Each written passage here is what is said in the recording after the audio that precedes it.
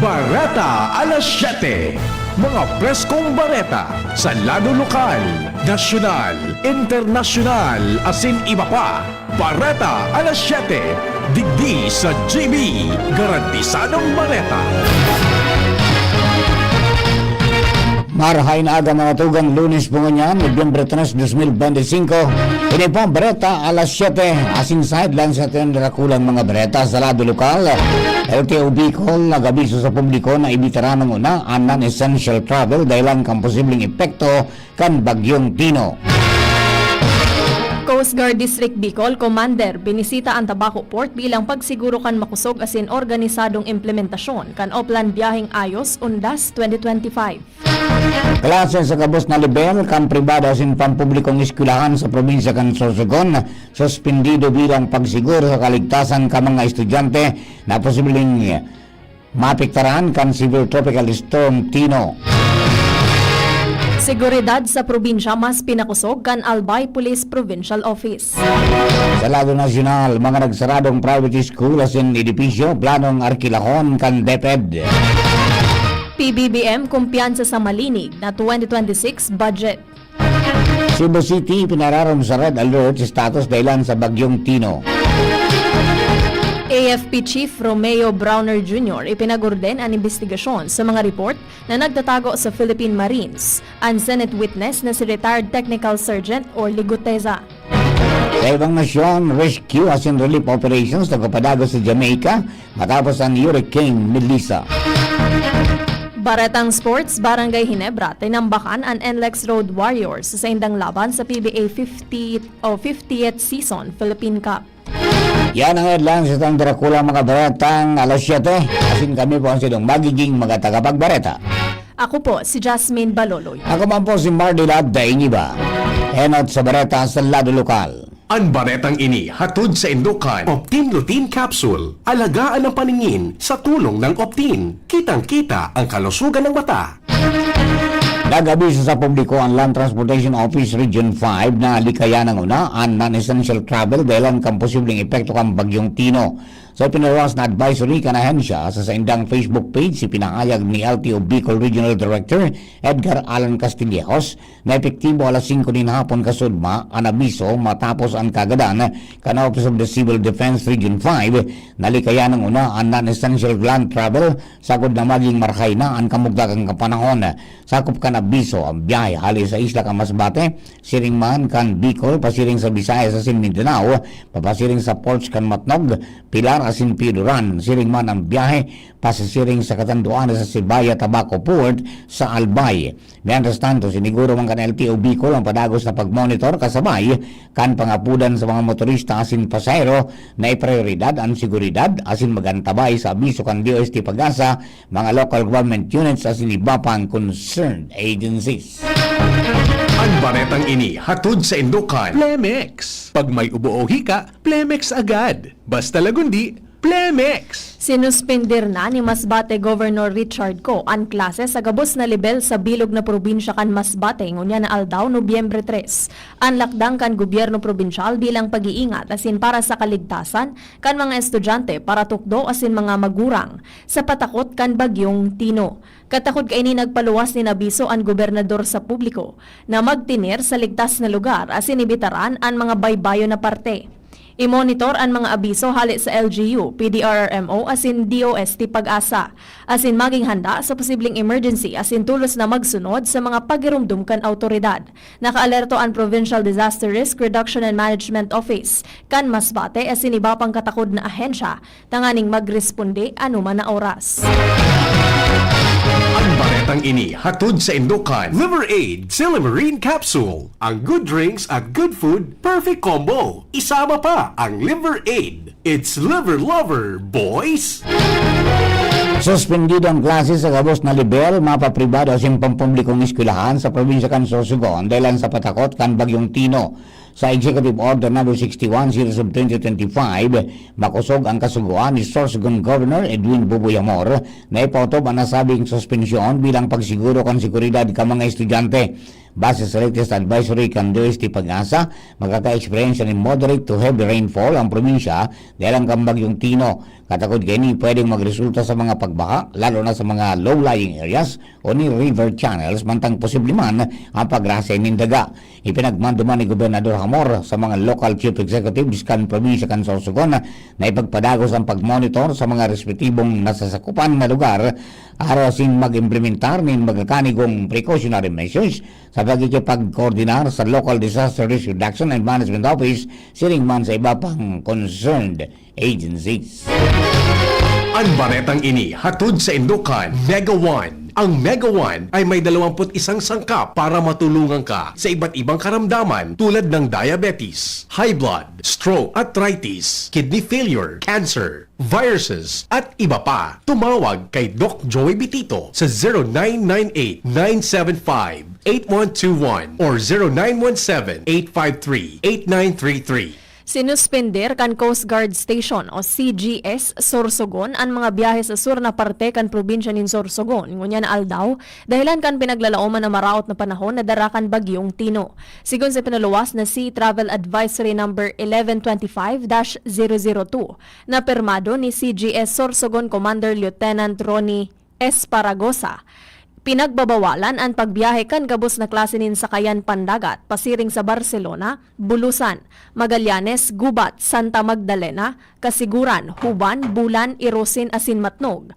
Apwera na sana sa mga bihikulong pandagat na nagsisirong o masirong sa mga sheltering areas. Sa baba niya itong bareta,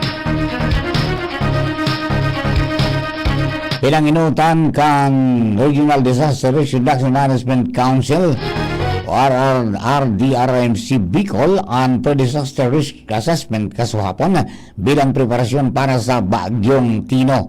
Pinamayuhan ang pagruron ni Office of Civil Defense Bicol Regional Director Claudio Yucot kay banan ang RDRMC member agencies kung saan pigbilan sa indang mga preparasyones sa response operations. Ini-report kan DSWD Bicol ang prepositioning kan sa indang mga relief goods mantang nagdaoman, then transport updates ang LTO Bicol as in Land Transportation Franchising and Regulatory Board. Epigarasman kan DPWH Bicol ang sa indang preparedness measures kung saan ang mga PDRMOs kan Masbate, Sorsogon asing Catanduanes nagpresentar man kan sa indang localized PDRA plans ang mga pantalan sa Matnog, Pilar, Bulan, Castilla, Tabaco, Virac, asin San Andres ang pinagmamonitor man sa kunyan. Mientras tantong pinagsigurar kan OCD, DRRMOs, PNP, Kasurog Bicol, as in Philippine Army ang sendang kandaan sa posibleng response operation. Binisita ni Coast Guard District Bicol Commodore Ivan Roldan ang pantalan sa Tabaco City, Kasuudma, bilang pagsiguro kan mahigpit asin organisadong implementasyon kan Oplan Biyaheng Ayos Ondas 2025. Sinabat kan opisyal ang barkong hali sa Catanduanes asin pigreparo ang mga tauhan sa passenger assistance, vessel inspection asin port security operations. Sigun kay Commodore Roldan, preparado ang Coast Guard District Bicol para tumabang asin magtaonin serbisyong publiko, lalong-lalo na sa mga Bicolano, may aktibidad man o wara. Apera kaini padagos man ang Coast Guard District Bicol sa pagpapakusog kan maritime security sa bilog na rehiyon.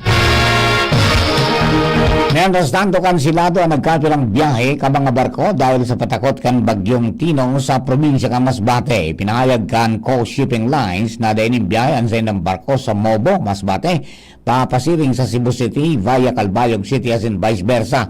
Kansilado man ang biyahe papasiring sa Aroroy, Masbate, pasiring sa San Andres, Quezon as in vice versa.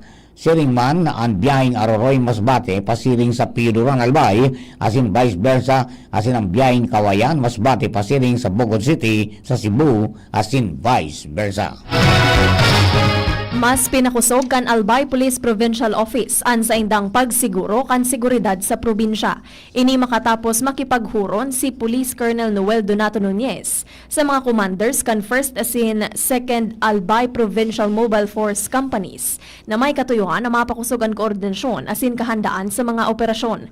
Ipigpresentar ninda Police Lieutenant Colonel Jerony Fartingka asin Police Lieutenant Colonel Jonathan Alayan, ang mga accomplishments asin security updates, pati na ang support operations. Inumaw naman ni Nunez ang dedikasyon asin pagkasararo sa pagsiguro kan pasiorden sa probinsya. Mga tugang primerong partiyan kasatuyang Bareta alas 7. Mga Bareta niya to sa lado lokal. Ang Bareta sa lado nasyonal, ibang nason sports sa kamugtagan kang panahon, makalis lamang ka nagkapirang pagiramdom. At ngayon, ang pinakabago, ang pinaka-epektibong food supplement na mabusising ginawa sa Amerika at matapos at 3 taon, aprobado na ng FDA. Mega One, ang evolusyonaryong produkto na nagtataglay ng 21 natural na mga komposisyon na nakatutulong upang palakasin ang immune system at ang ating kalusugan. Para sa karagdagang impormasyon, Maaaring pumunta kay Doc Joey Bitito sa Barangay 18, Cabangan West, Legazpi City, kaharap lang ng Bangko Sentral ng Pilipinas. O tumawag sa 0998-975-8121 or 0917-853-8933 para sa free consultation sa natural medicine. bisitahin din ang aming Facebook pages, Mega One Superfood at NHC Bayanihan Official. Mega One, evolusyon para sa kalusugan. Pre, makinig ka muna. Payong kaibigan lang ha. Work hard, play hard. Yan ang motto ko dati. Pero nakakapagod din pala katagalan. Sa gitna ng lahat ng mga puyat, inom at pagkain ng masasarap, kasama na ang oily at fatty foods, kailangan pa ring bantayan ang kalusugan. Tamang kontrol ang kailangan. Katuwang ko, ang Liverade. May silimarin na maaring makatulong, protektahan ang atay. Cheers to more good times. Be a liver lover. Mahalagang paalala, ang Liverade ay hindi gamot at hindi dapat gamitin paggamot sa anumang uri ng sakit. Ang good drinks at good food, perfect combo. Isama pa ang Liverade para sa kalusugan ng atay. Mabibili sa mga leading drugstores nationwide. Piolo Pascual po. Sa ubo at hika, may Plemex Forte Syrup and bottles. Pero para sa ginhawang kailangan agad, may Plemex Forte Capsule and Blister Pack. Madaling bitbitin, kayang ibulsa. Gawa sa natural na lagundi na tumutunaw at nagpapalabas ng plema. Convenient na, ginhawa pa. Plemex Forte Lagundi in Capsule. Basta Lagundi, Plemex. Easy! Vitex Segundo L is the generic name of Plemex Forte. If symptoms persist, consult your doctor. Sharmila Printing Press and Advertising. For fast and affordable printing, choose Sharmila Printing Press and Advertising. Offset and digital printing. Services offered: tarpaulin printing, flyers, receipts, brochures, business cards, magazines, folio, invitations, newsletters, letterheads, and more. Sharmila Printing Press and Advertising specializes mugs, t-shirts, Panaflex, Sintra board, signages, pull-up banners, and more. Visit us at Rawis, Legazpi City, near Rawis Barangay Hall, with branches in Barangay 19, Rizal Street, Cabangan, Legazpi City. Contact 742-6260 or 0917-523-5819 or 0917-148-0361 and 0933-856-2142. Email us at sharmilaprintingpresslegazpi@gmail.com. Open from Monday till Saturday, 8 a.m. until 5 p.m. Sharmila Printing Press and Advertising, where we print your choice.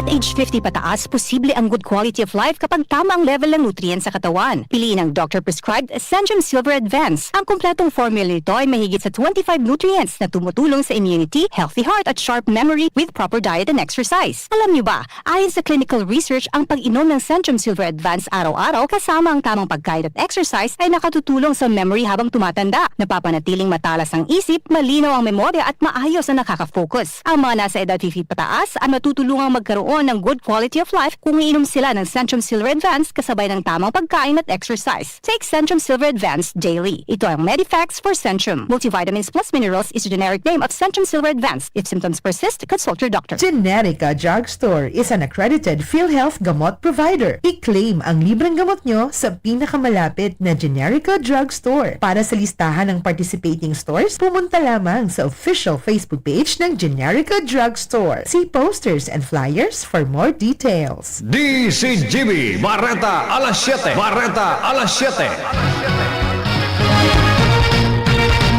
Sa Bareta niya to sa lado nasyonal, Inaksyonan ang Department of Education o DepEd ang kakulangan ng classroom sa nasyon. Sigon kay Education Secretary Sonny Angara, na plano nindang umarkilang sa mga nagsaradong pribadong eskwelahan na siniba pang elepisyo na pwedeng magamit bilang paramentos ng mga classrooms.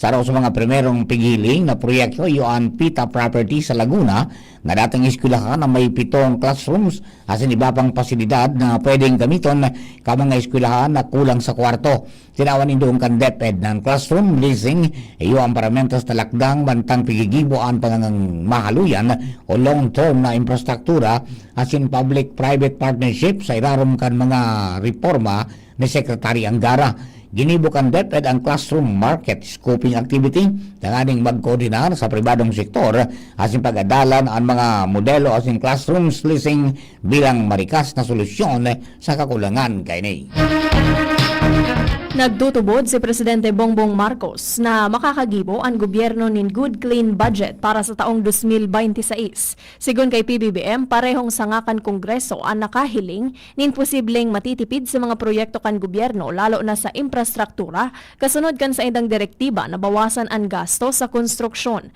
Sinabi niyang siguradong magkakaigwanin savings dahil sa lakdang kanduwang sangakan Kongreso na ingutuhanin marhay ang 2026 national budget.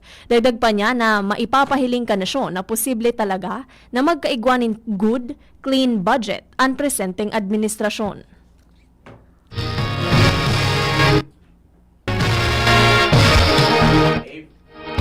Ipinararam sa red alert status ang bilog ng Cebu City po na alas 3 ng hapon, Nobyembre 2 bilang preparasyon sa posibleng epekto kan severe tropical storm Tino. Sigon sa Cebu City Disaster Risk Reduction and Management Office o CDC DRMO. Ang laktang susugma si direktiba ni Mayor Nestor Archibal matapos magpaluwas ang pag-asa ng yellow storm warning para sa syudad asin mga kataraning na baybayon. Sa pinakauring report kang pag-asa mantang pigsusurot ang baretang ini, piglalauman na makusugod na uran, makusog na paros asin posibleng storm surge lalo na sa mga hababang lugar asin narani sa baybayon. Padagos man na nagkokoordinar ang CCDRRMO sa mga barangay asin manibaibang ahensya tanganing siguruhon ang kanda asin marikas na pagsimbag in kaso kay puhanan ng pag-ibakwar. Inabisyuan ng gabos na residentes na mantinidong alerto magdangog sa mga opisyal na anunsyo kan CCDRRMO pag-asa asin kan Cebu City Government asin maging handa sa posibleng pag-ibakwar kung kinakaipuhan. Ibinag-orden ni Armed Forces of the Philippines Chief General Romeo Browner Jr. na imbestigaran ang report na pigsasabing nagtago sa Philippine Marine Corps si Orly Gutesa, ang surprise witness sa investigasyon kan Senado may kinaaraman sa korupsyon sa mga flood control projects. Sa sarong ambush interview, sinabi ni General Browner na tulos niyang sinugo ang sa iyang mga staff na magberipikar matapos mabasa ang bareta na nasa kustudya alegado kan Philippine Marines si Gutesa. Tinawanin doon kan General na daing plano ang AFP na ulangon ang pagtestigo ni Gutesa sa investigasyon kan Senado. Mantang piglinaw kan Philippine Navy na dai ipinairarom sa proteksyon kan Philippine Marine Corps si Gutesa. Sigun kay Navy spokesperson Captain Marisa Martinez, haloy nang retirado si Gutesa sa Philippine Marine Corps puon pa kan Hunyo 30 taong 2020. Mientras tanto sa tahaw kan kontrobersyal na may kinaraman sa pigsasabing irregularidad sa nagkapit ng flood control project sa nasyon, nagkondukta nga ang lokal na gobyerno kan sablayan ng ibang klaseng mass wedding sa ibabaw mismo kan bagong gibong flood control structure sa Patrick River sa Occidental Mindoro. 29 na mag-relusyon o magjowa ang sabay-sabay na nagbinaralyuan na IDU sa programang Kasalang Bayan sa Barangay Tagumpay.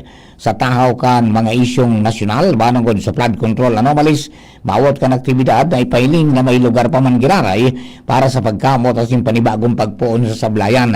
Nagpahayag ba ng paglao mga bagong kasal na mantinidong makusog ang sendang pag-ilibanan suhay sa nagkapirang flood control structures na bigsasabing narumpag maski bago pa sa nang itindog. Saroan sablayan sa mga banwaan sa Occidental Mindoro na may dakol na proyekto kontra sa pagbaha dahil pirming ining pigbabaha kada bes na may makusugo na uran asin pagsupay kan mga salog. Nagpautob nin bawas presyo o rollback ang mga kumpanya nin liquefied petroleum gas o LPG ngunya na primerong semana ka Nobyembre. Ipinautob ang 0.50 centavos na bawa sa presyo kan kada kilo kan LPG. Nangangahulugan ini na igwang 5 pesos 50 centavos na bawa sa tipikal na 11 kilogram na tangke kan LPG. Mantang Ansulane, may 0.45 centavos na bawas sa kada kilo o katumbas nin 4 pesos 95 centavos sa rollback sa kada 11 kilogram na tangke kan LPG.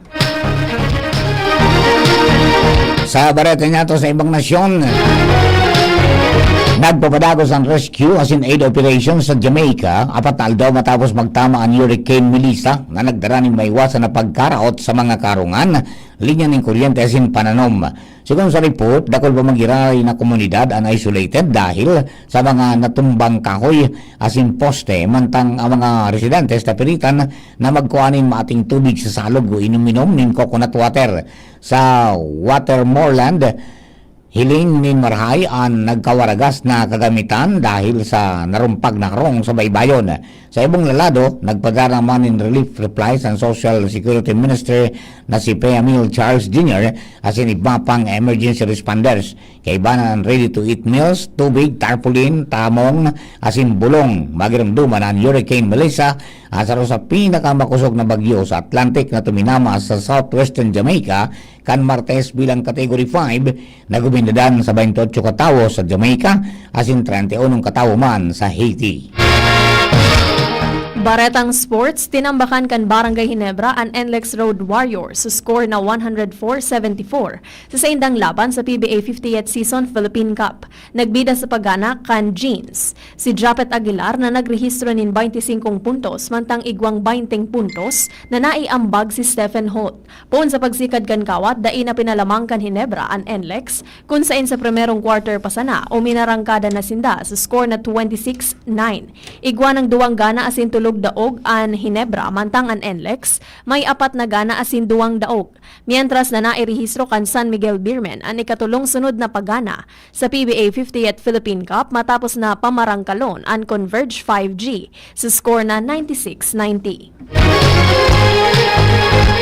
Sa kamugtakabukang panahon, uya po si Sir Ariel Samudyo kang pag-asa West Regional Forecasting Center. Sir Ariel, please come in. Paray na aga po, para po sa tuyang pinakaurang bulletin para sa bagyong si Tino.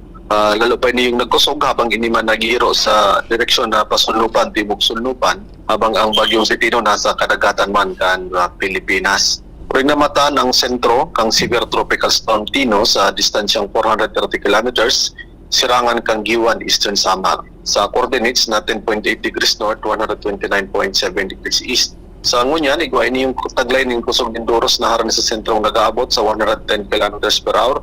Asin igong pagbugso kan Doros nag-aabot sa 135 km per hour. Nagiro ini sa direksyon na pasunlupan, timog-sunlupan sa rekas man na 30 km per hour. Ang mga lugar man sa Bicol region na kung tayo nakabandera man ang Tropical Cyclone Wind Signal, Tropical Cyclone Wind Signal number 1 nakabandera man sa Sorsogon, Masbate, Cabalin de Antigua, Burias Island, southern portion kang Albay. Yun po yan ang mga lugar kang Santo Domingo, Ginubatan, Legazpi City, Kamalig, Ligao City, Rapu-Rapu, Piuduran, Bakakay, Daraga, Malilipot, Tubilyar, Asin Manito. Ang bagyong si Tino, inaasahan man na posible pa ini yung magkusog bago ini yung maglandfall. Kung saan nga inasa na ini yung man generally mahero sa direksyon na pasunlupan, timog-sunlupan sa laungin masunod na 12 oras. Bago man iniyo inasa na mahero sa direksyon na pasunlupan, bago man iniyo maglandfall sa may Eastern Samar, Leyte, or sa Dinagat Island sa atya na Matangang Banggi o sa aganin maaga. Isa inaasan din na iniyo matraverse sa may Visayas, Northern Palawan, habang iniyo man inaasa na kabot na sa may West Philippine Sea sa Miyerkules nin aga o Miyerkules man nin hapon. So inaasahan po na posible makaigwan ng rapid, dahil man inahali ang posibilidad na makaigwan ng rapid intensification ang bagyong si Tino bago man ini mag-landfall duman sa may Visayas. Po sa tuyang update, aladigdi sa DOST Pag-asa, Ariel Samocho. Thank you very much, Sir Ariel. Mga tugang yun na po ang kabilugan kan sa tuyang Bareta alas 7. Mga Baretang tinipon na singkinalap sa DCGB News Base sa Lakadis pong 12 oras. Kapangarang ka na katong nato sa pagsurat ka ng mga bareta, Jenny Manchubalera, nasinman si Nicole Ann Gloriani. Lado technical, katuwang tapo dyan si Chief Ramir Tanay, yaman sa DCGB Social Media Department, ito yan pong IT, Jerome Nico Martinez. Mega Force Patrol, katuwang taman. Siyempre, hello kay Benji the Pogi. Benji Hile watching. Kiring man si Ning Bron, good morning. Kuya Bob Gandano, good morning dyan po sa Tabaco. Amiris Talola, good morning everyone. Kiring man si Sigeni Buela, good morning watching from San Miguel Island. And siyempre si Bingwen Bones, si partner King Rinaldo dyan sa Bangkiruhan, at yung si Gerald Aranya dyan po sa LA Drive. Kakabos pong naka-tune in sa 729 kHz sa pitan ka mga radyo sa AM band, siliman sa 106.9 WGB Tabaco City. Sa mga nakaantabay po sa DCGB News Online Facebook page, DCGB YouTube channel at sa DCGB Live app. Maraming salamat po sa pagtitiwala. Kami po sa mga naging tagapagbareta. Ako po, si Jasmine Balol. Ako pa po si Mardila Dayang Iba. Thank you for keeping us company. God bless the Philippines. Aba na po masunod ang apot with BP Henry Masada. Yan ang DCGB Barata alas 7. Abangan giraray sa aga. An hapon, masunod na. Pagkalipas lang kaini. Sumali at manalo sa Mega Milyonaryo Instant Raffle Promo. Hanapin ang promo code sa loob ng sachet ng Jim's Coffee Mix at sa takip ng lata ng Mega Sardines at isend sa Facebook page ng Mega Sardines. Mega ang papremyo, worth 50 million pesos ang ipamimigay. May Gcash araw-araw, 5 winners of Toyota Race at 5 winners ng 1 million pesos. Kaya ano pa ang hinihintay nyo mga kamega? Sali na at baka kayo na ang isa sa mga magiging milyonaryo.